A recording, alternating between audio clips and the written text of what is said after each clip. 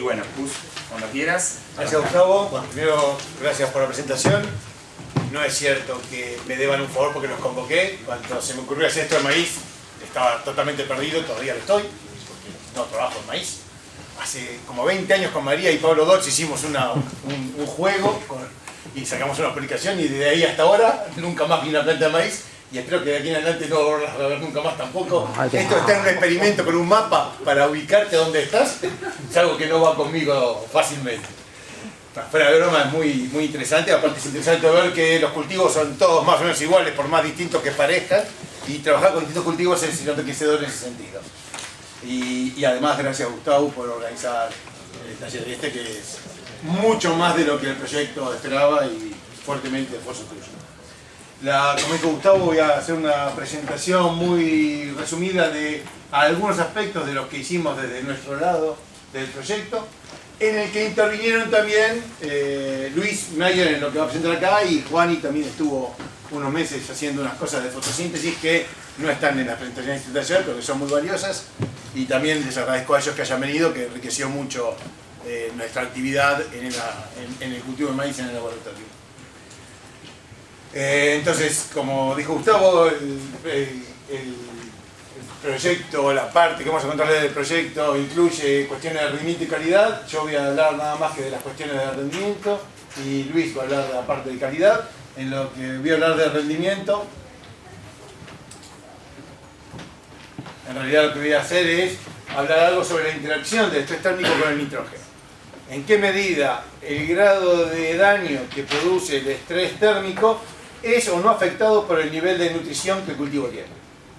Y es el trabajo que es parte de la tesis doctoral de Raciel Antonio, que es un estudiante mexicano que está en el laboratorio con este proyecto, de Roxana, que ya escucharon nombrar varias veces ayer, y que está más involucrada en los aspectos de calidad de este proyecto, pero también en todo el resto.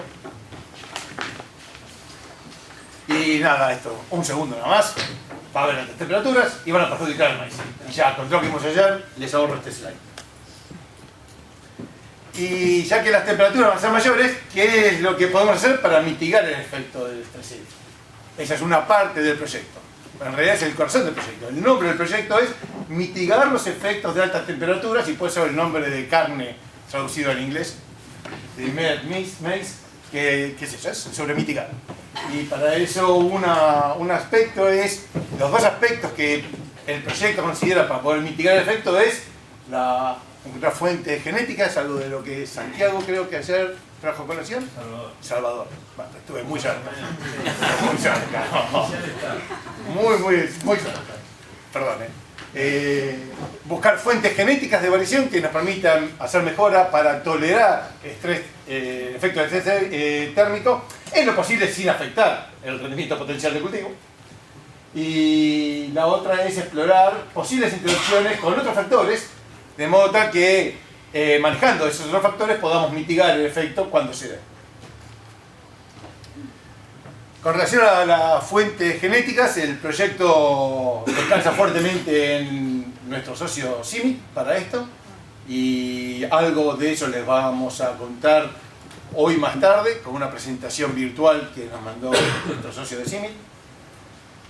Y también hicimos algunas cosas de variabilidad genotípica en Lleida, pero muy poquito, y sobre todo variabilidad entre híbridos, y lo único que buscábamos era si había alguna correlación entre la longitud del ciclo y la tolerancia a altas temperaturas. Esto es porque los maíces más cortos tienen a haber sido mejorados en climas más fríos, ¿no? En Europa los maíces cortos son los que se hacen en el norte de Francia, donde el ciclo es muy corto, o en la región donde yo trabajo, en Cataluña, en las partes del Pirineo, en la altura, en las montañas, en los valles altos de las montañas. Y en principio podríamos suponer que a lo mejor había alguna vinculación con el ciclo, o no. Y el problema es cómo imponer estrés térmico cuando uno quiere hacer un screening grande de materiales. Es mucho trabajo y muy difícil, por lo cual el proyecto tiene dos aspectos que hacen agua cada uno por su lado. En algunos sitios miramos muchos genotipos y analizamos mucho la genética, pero el control del estrés es entre pésimo y nulo. Y en otros sitios tenemos muy poca capacidad de manejar variabilidad y de estudiar genética, pero el control de estrés y las mediciones que hacemos del estrés son muy finas. Y tenemos alguna esperanza que juntando todo eso de algo razonable. En México lo que hacen es cambiar la fecha de siembra. Eso es algo que ya discutimos ayer, no voy a entrar mucho. Y en Lleida lo que hicimos fue jugar con la altitud. Esto es Cataluña. Lleida es la provincia interior de Cataluña, esos tres están sobre el Mediterráneo, por eso es la de más importancia agrícola en Cataluña. Y Lleida ciudad, que es donde está la universidad donde yo trabajo, está en un valle muy grande, que es el valle del río Ebro, que es uno de los ríos más importantes de España y de Europa. Y muy cerca empieza la altitud. Este es el Pirineo, esto es Francia, esto es Andorra, y este es el Pirineo. Entonces nosotros lo que teníamos era una aproximación muy grosera, porque por supuesto que en estos sitios difieren en muchas más cosas que la temperatura, pero por lo menos seguro que difieren en la temperatura. Entonces una aproximación muy grosera, tan grosera como cambiar la fecha de siembra en CIMIC, era comparar qué pasa en un sitio frío con un sitio cálido. Entonces, este es como lucía el landscape. Este es un valle alto en el medio del Pirineo, que es donde tenemos el sitio. Este es el experimento de mes que teníamos, y este es en el medio del valle ese del río Ebro, que es muy poca altitud y muy llano. Y la otra alternativa es construir carpas, cosa que copiamos de lo que hacían aquí, y como todo lo que se copia lo copiamos mal. O sea, que no está tan bien hecho como lo que hacían aquí. Si seguiríamos con esto durante muchos años, seguramente llegaríamos a una cosa parecida al nivel de jerarquía que tienen los tratamientos aquí, cosa que dudo que sea el caso. Pero en este sistema podemos tener muy poco estudio de variabilidad genotípica, porque la cantidad de manejo son parcelas muy grandes y son espacios muy grandes que cubren. Y nada, el valle este hace un venturi, pasa el viento, es muy ventoso. Esto, cada vez que viene el viento es una tragedia. Pregúntale a Roy. Nada, claro que sí. Entonces, en principio, la variabilidad genotípica, que se va a hablar un slide, una palabra nada más, es que lo único que hicimos fue comparar distintos genotipos. Esto es el ciclo según el mecanismo que tienen para diferenciarlo según FAO. Son FAO 400 o FAO 750, que en realidad no representa grados, días en particular, sino comparaciones contra estándares. Estos son ciclos muy cortos, que son los típicos híbridos que se usan en el Pirineo, frecuentemente para forraje y nada más, porque el ciclo es muy corto. Y estos son los típicos híbridos de la planicie, que son de muy alto potencial de rendimiento. Para hacer una idea, Lleida es extremadamente seco. O sea, el maíz se hace nada más que con riego. Y no llueve nunca. O sea que hay, bueno, nunca no, creo que el año que usted vino llovió un poco. Pero, bueno, trajeron ¿no? Entonces fue cuando vino Román, creo. O sea, alguien que vino llovió justo ese año, pero llueve 300 milímetros por año, todo en el invierno. O sea que en verano la canilla se cierra en mayo y no se vuelve a abrir hasta después del verano, hasta septiembre, octubre. Por lo cual hay muchísima radiación, y aunque este sitio es más cálido que el otro, es una latitud alta, por lo cual tampoco es tanta la temperatura media. La temperatura es mucha amplitud térmica, la temperatura máxima es alta, pero la media no es tan alta. Y el balance de todo eso es que los agricultores, no los experimentos, los agricultores cosechan normalmente alrededor de 15 toneladas, 16 toneladas de maíz. Los mejores lotes, los mejores años, más. Pero en promedio, un buen año sacan eso. O sea que es un sitio de muy alto potencial de rendimiento, sin nada de recursos, hay que arreglar, por supuesto, ¿no? Entonces la cuestión era probar el efecto de estos híbridos. Y lo único que quería mostrarles acá es que en general en el sitio frío rinden menos que de lo que rinden en el sitio cálido, rinden menos de lo que rinden en el sitio frío. Algunas veces es sospechoso de que en los ciclos más largos en el sitio frío haya alcanzado el máximo potencial, porque como tuvimos heladas, siempre hay una helada, nunca sabemos si no hubiera crecido un poco. Cuando la condición es muy fría, la capa negra no se forma, por lo menos en estos híbridos, la capa negra no se forma muy bien, por lo cual no es fácil saber que ya estaba en madurez o no, si no es por una curva de llenado de granos. Y claro, cuando hay una helada ya no sabemos si no hubiera sido creciendo un poco más. Luis va a mostrar algunos datos de crecimiento de granos en estas condiciones y tenemos la sensación de que el año que Luis estuvo se cortó por la helada. Pero también el peso de grano que había ya era alto, por lo cual no estamos 100% seguros que eso pase o no. Pero no lo sabemos. Pero la cuestión es que había variabilidad, si asumimos que es aceptable que la diferencia entre dos sitios es por temperatura y no otra cosa que no podemos decirlo. No es nitrógeno, son muy fertilizados estos experimentos, este caso. Y no es agua, pues está todo regado. Pero bueno, puede haber otras cosas aparte. Si asumimos que es la temperatura, hay variabilidad de respuesta y la variabilidad es bastante independiente del ciclo, lo cual ya era un buen síntoma para otras partes del proyecto en las que yo no entro hoy. Hicimos también screens donde tampoco parecería haber, ellos tienen dos grupos de ciclos en realidad, perdóname si lo digo mal, pero creo que tienen dos grupos de ciclos, tienen ciclos más cortos y más largos dentro de los tropicales que usan. Y dentro de los dos hay variabilidad de la respuesta y no se concentra la variabilidad en los tropicales sino en los menos cortos, o los más tropicales más cortos. Y lo que me voy a centrar en la presentación, en esta parte de la presentación mía, es en la posible interacción con otros factores, que era el tema también del día de hoy. Y en ese contexto, el proyecto plantea, en la introducción del proyecto, dos posibles intervenciones del manejo que podrían mitigar el efecto o alterar la magnitud del efecto de alta temperatura en el rendimiento y en la calidad. Y determinar empíricamente la efectividad de estas interacciones y entender los mecanismos nos permite diseñar posiblemente estrategias de manejo que podrían ser más adecuadas en los sitios donde la probabilidad de eventos de heat shock sean más importantes, que es parte de lo que Gustavo y Juani mostraron ayer para Argentina y Fede para todo el mundo. Y esos dos atributos son la aplicación de reguladores de crecimiento que están relacionados con el metabolismo del etileno, algo de lo que va a hablar María más tarde, y la otra es el uso de la fertilización nitrogenada, o por lo menos el reconocimiento de que la fertilización nitrogenada o la nutrición nitrogenada puede alterar la magnitud del efecto de estrés térmico. Y eso es, en el proyecto eso está basado en un par de evidencias empíricas de que esa interacción era significativa en otros cultivos. Por ejemplo, lo que mencionó Débora ayer, del trabajo de la tesis de Valeria Pasarela, esto muestra cuál es la reducción del peso de los granos en cebada cuando está en condiciones de alto nitrógeno, contra cuál fue la reducción del peso de los granos cuando estaba en bajo nitrógeno, la reducción debida a un estrés térmico. Y cuando el estrés térmico es muy ligero, que afecta muy poco, reduce muy poco el peso de los granos, da igual.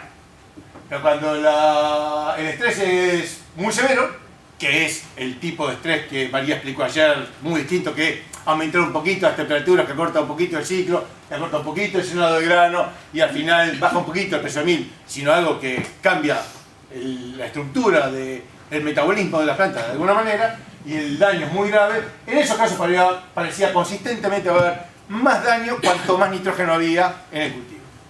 Y este es un caso de trigo, no miren el caso manipulado, pero el caso sí manipular, cuando tenía bajo nitrógeno, la pérdida era menor que cuando tenía alto nitrógeno.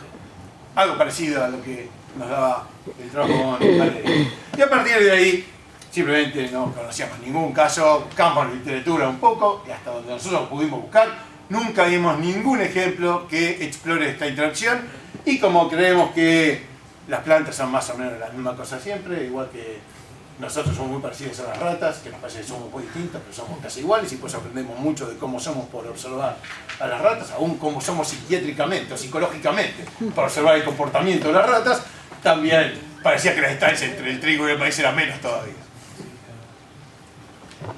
Y esto significaría entonces, eventualmente, podríamos pensar que es probable que en escenarios donde la probabilidad de efectos de altas temperaturas, de efectos de heat shock, sea más probable, a lo mejor hay que tener un poco más de cuidado con el manejo del nitrógeno.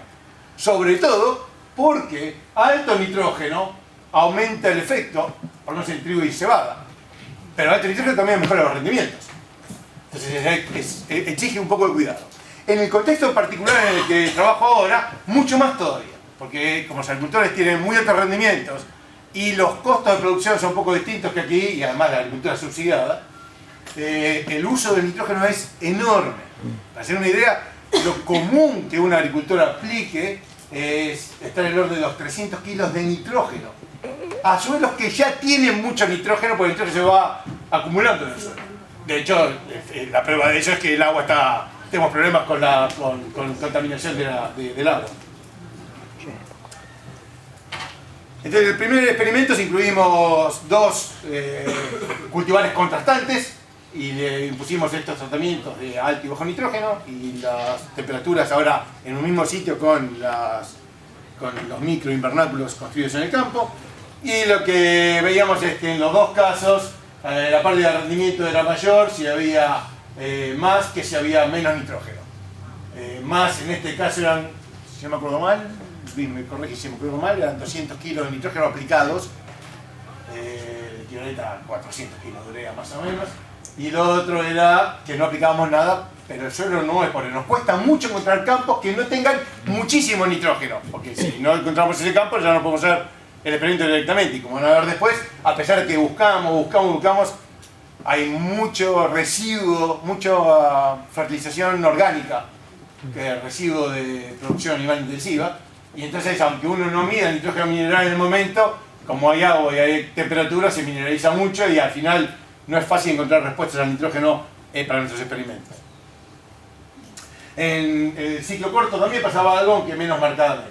Pero bueno, para el proyecto nos concentramos en los ciclos largos, que es los ciclos tradicionales que hay aquí también.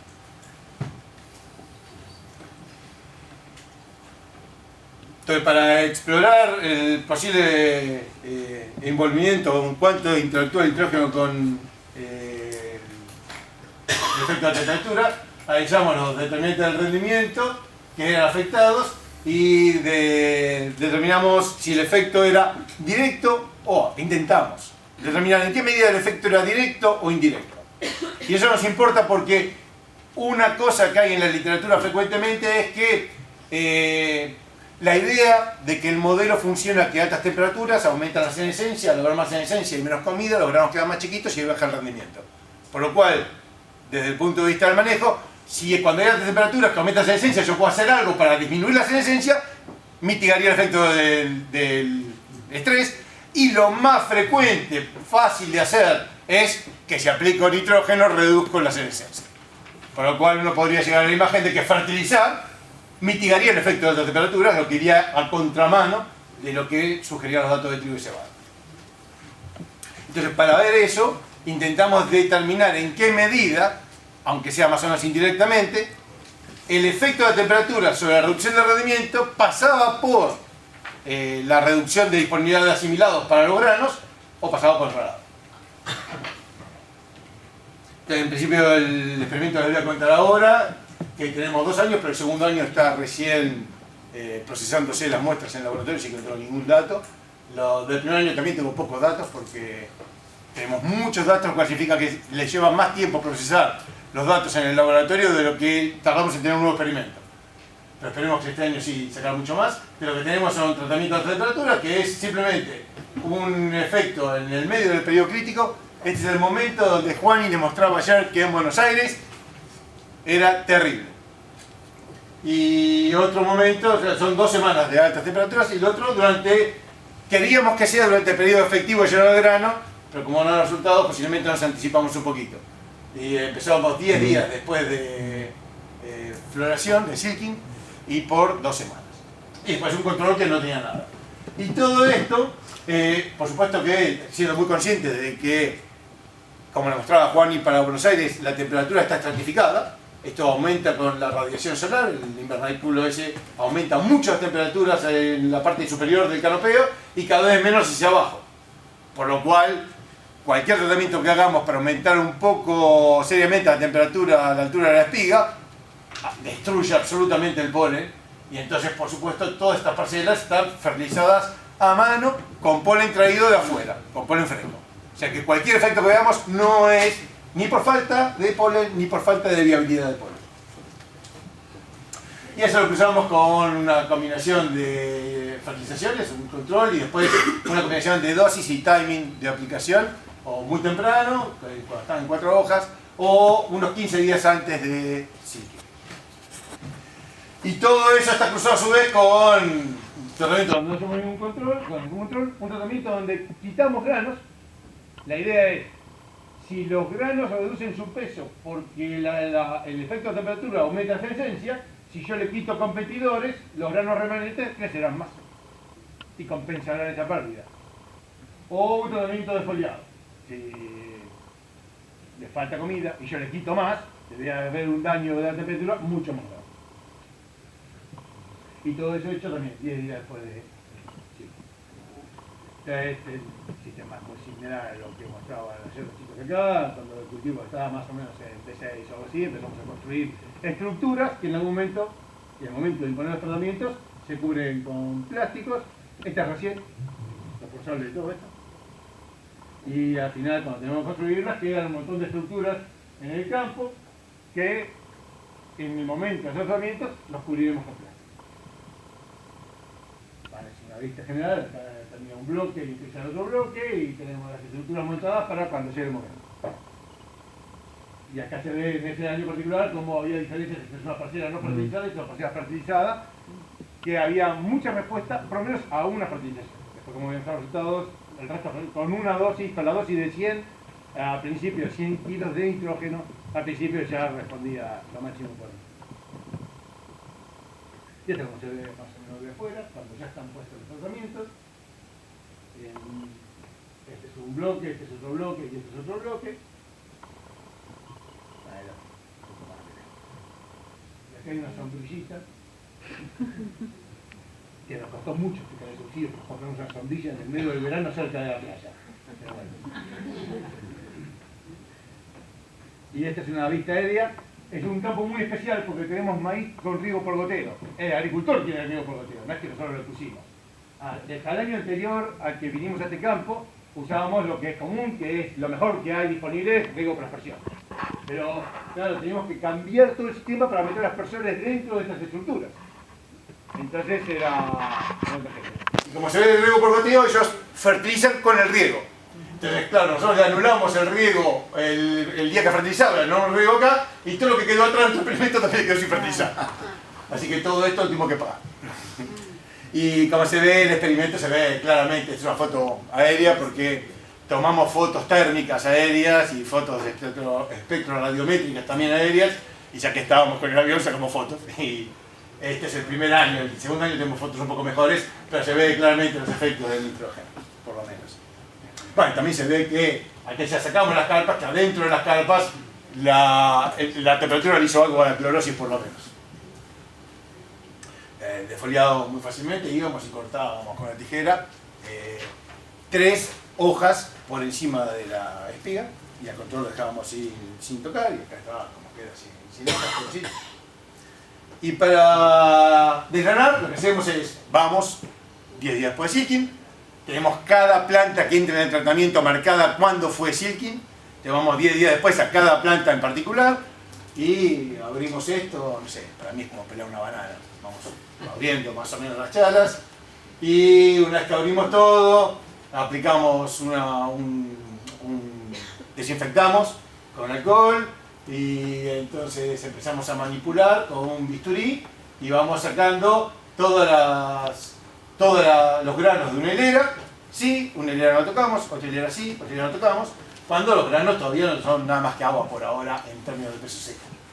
Después que terminamos con eso, empezamos a cerrar, ponemos fungicida, empezamos a cerrar, cerramos la espiga y le ponemos una banda elástica para que quede cerrado. Y después, más o menos una vez por semana, vamos, abrimos, miramos y si hay desarrollo de algún hongo, que siempre hay, tratamos de limpiar con un poco de algodón y alcohol, vamos limpiando. Y tenemos placebos, tenemos plantas, le hacemos toda esta manipulación sin tocar los granos. Para ver en qué medida tirar alcohol deshidrata mucho. En qué medida tirar alcohol, toquetear, abrir, cerrar, poner una gomita y demás, en qué medida eso afecta el peso de los granos y no el resto. Tenemos controles en los que no tocamos nada, y tenemos placebos en los que vemos cuál es el efecto de todo lo que toqueteamos que no sea el desgranado. Un detalle más de cómo va quitando los granos de una hilera y un detalle de cómo queda la espiga una que quite una hilera sí, una hilera no, una hilera sí, una hilera no. Es mucho más lindo que lo efectivo que después resulta, pero... Bueno, y tenemos un montón de mediciones que todavía no tenemos analizadas, así que no les puedo decir mucho. Tenemos un montón de mediciones de crecimiento de las plantas alrededor de Silking, algunas veces con mediciones genuinas de muestreos, a veces con métodos algométricos como los que mostraba Gustavo ayer. Tenemos todas las mediciones de nitrógeno absorbido y particionado entre distintos órganos. Tenemos tasas de senescencia, midiendo área foliar y con SPAD en la parte no cenecida. Mediciones de fotosíntesis. Juan hizo eso en algunos experimentos, no en estos porque estuvo en el interior de estos experimentos, y en estos hicimos bastantes más mediciones de fotosíntesis y aparte compramos un aparato mucho mejor ahora, así que tenemos mediciones mucho más sólidas de fotosíntesis y tenemos mediciones de temperatura de canopeo y después el resto de las cosas convencionales. Ahí está, Ariel Ferrante que se ocupaba de medir fotosíntesis, ese es el primer aparato que teníamos, y cuando teníamos SPAD y un montón de otras cosas por ahí en el medio. Y con un avioncito sacábamos fotos y tenemos fotos térmicas donde se ven los efectos de las carpas, de la temperatura sin dudas y de los tratamientos de nitrógeno sobre la temperatura de la cubierta, siempre sin ningún tipo de problema hídrico, aparte regado por goteo, así que no hay ningún problema hídrico que ha metido en el medio. Nada, y los datos más groseros que tengo para mostrarles es que por lo menos que hubo respuesta al nitrógeno, por lo menos, al menos el fertilizar dio una diferencia importante en el rendimiento con relación al testigo, pero 100 kilos de nitrógeno ya alcanzaba para más o menos saturar la respuesta, en realidad el doble de nitrógeno no cambió mucho. Y fertilizar tarde también produjo un aumento de rendimiento no muy distinto a fertilizar temprano. Nosotros esperábamos mucho menos respuesta al rendimiento y entonces mucho más concentración de nitrógeno en los tejidos y tratar de interpretar en qué medida eso afectaba la respuesta o la magnitud de la respuesta a alta temperatura. Pero no tuvimos demasiado éxito en eso. En general, las respuestas al nitrógeno están asociadas al número de granos, aunque el control, que es el de menor rendimiento, también tuvo ligeramente menor peso de... perdón. Esto, Está bien. Tuvo ligeramente menor peso de los granos. Cuando miramos el efecto de las altas temperaturas, en el tratamiento post-Silking, tenemos que este es el tratamiento siempre el que menos rinde, es el que estuvo no fertilizado, y el que no fertilizado tuvo un efecto, cayó un poco el peso de los granos, pero el efecto fue muy marginal comparado, el efecto son 15 días de duración de granos de aumentos en la temperatura máxima del orden de los 5 grados por día. La temperatura mínima no cambiaba, la temperatura de la noche era la misma, dentro o fuera de la carpa. No levantábamos las carpas, pero simplemente se enfriaba y no cambiaba mucho la temperatura. Y esto es a la altura de un poco por arriba de la espiga. En la panoja el aumento de temperatura era mucho más alto, pero mirando donde están los granos era más o menos de 4 y 5 grados. Dependía un poco de de qué carpa efectivamente era y demás. Un poco de variabilidad. Y lo que sí veíamos era que, más allá de cuál sea la dosis y el timing, todos tenían un efecto de la temperatura bastante sustancialmente mayor. Cuando mirábamos en pre-Silking, nos pasó algo. Cuando vi los datos pensé que se había equivocado de planta, que había mostrado plantas que estaban estériles por otra cosa. Pero cuando vi los datos de Juan y me quedé un poco más tranquilo, porque nos pasaba exactamente lo que me pasaba.